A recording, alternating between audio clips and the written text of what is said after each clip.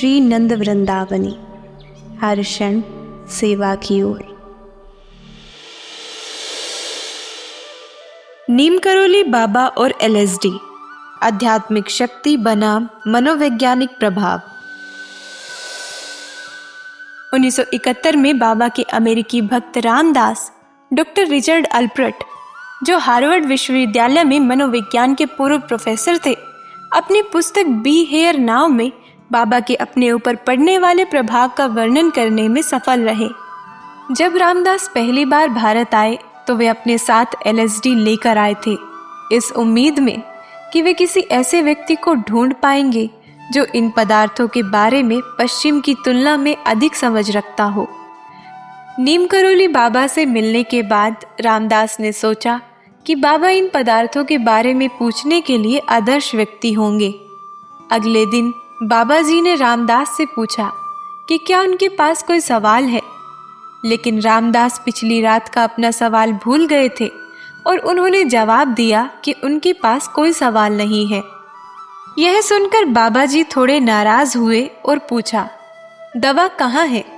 रामदास इस सवाल से भ्रमित हो गए, लेकिन भगवंत दास, जो बाबा जी के एक अन्य अनुयायी थे, उन्होंने सुझाव दिया कि शायद बाबा जी LSD की बात कर रहे हैं।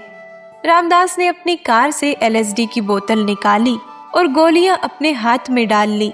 LSD के साथ अन्य बीमारियों के लिए भी गोलियां थी।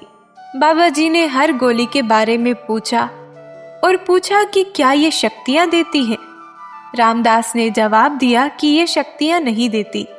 इसके बाद बाबा जी ने रामदास से LSD देने के लिए कहा।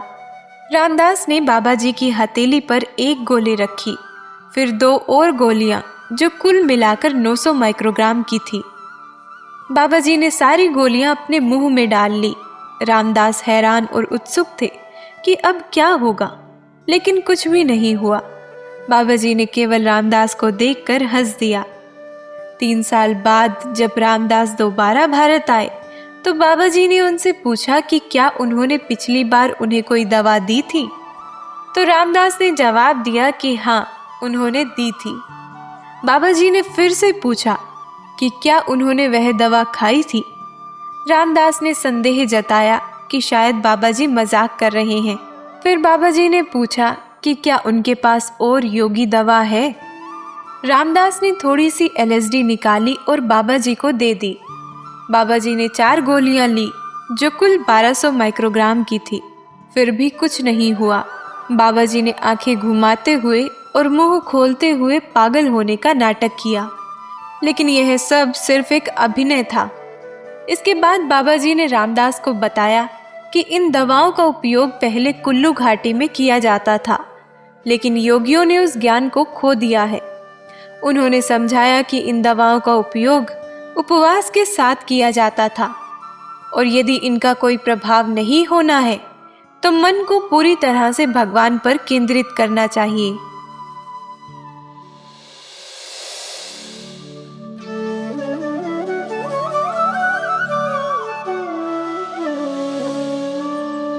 श्री नंद वृंदावनी, हर क्षण सेवा की ओर।